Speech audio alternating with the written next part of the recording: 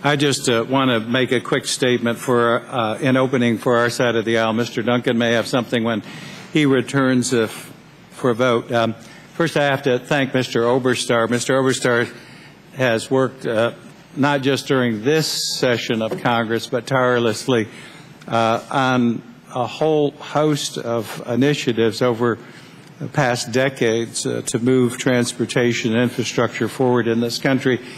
And this bill is something he has devoted incredible amount of time, energy, effort toward.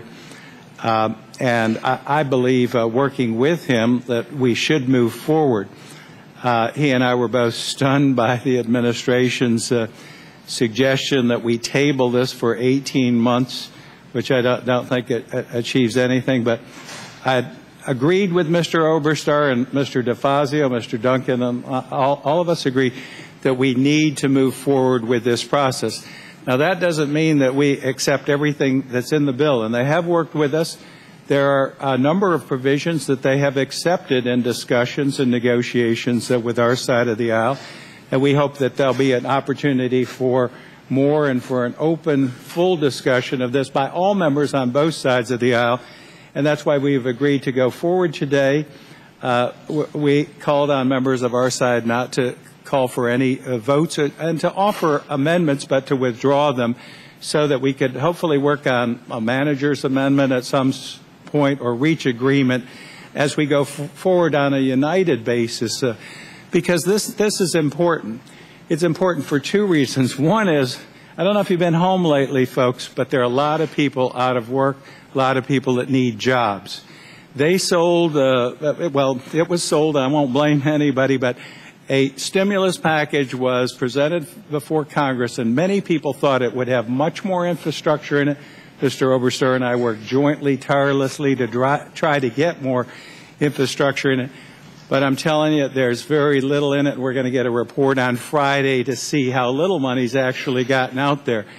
But this is our jobs bill. This is our true stimulus bill, and this is an opportunity for people to go to work in this country.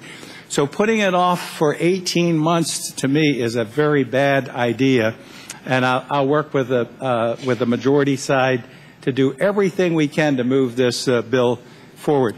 Let me say a couple of general things about the bill. We've tried also to move the process forward. Most of the reason that we can't get projects underway now, they're caught up in red tape, bureaucracy, all the hoops that the federal government sets forth. And we have some provisions in here we've agreed on. I hope we have even more, but that's very important to getting people to work and to getting these projects not just shovel ready, but actually shovel work being done on them. So I think that it's a bad idea at the wrong. This is the wrong idea from the administration at the wrong time to delay this. And I had, again, Mr. Oberstar and I agreed to some of the terms of this legislation before the crash ever happened this week to Metro, and our hearts go out to the people who lost loved ones there. We had agreed to double the money. We go to $99.8 billion for transit. But this was also written before, again, that crash. More than 32,000 public transit transportation vehicles have exceeded their useful life across this country.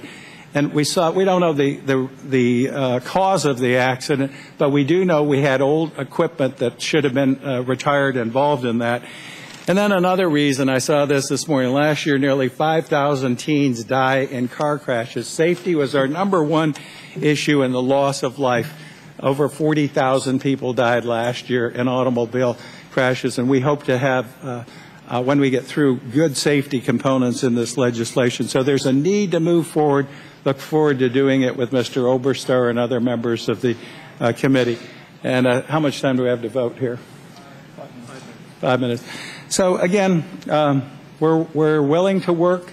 We want this to move forward. And finally, one thing everybody will say, well, how are you going to finance it? Mr. Oberstar and I, we've sat down before this meeting, long before this meeting, with members of Ways and Means on both sides of the aisle.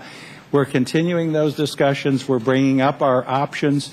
I hope to have something that we can do that would increase the funds available without a tax increase. I don't know if, again, what the other side is going to propose, but we do intend to find a way to try to finance this package too. Again, the provisions are good. The policy we'll have to work on together to hone, and we do need a way to finance this. And the problem isn't going away. The trust fund will go bankrupt, bust in August, we're told, and we're going to have to move. So hopefully this crisis will create us an opportunity to create good federal policy, adopt projects that all of you want to see done, and finally find a way to pay for them. So with that, yield back, and I guess we're going to go vote. Well,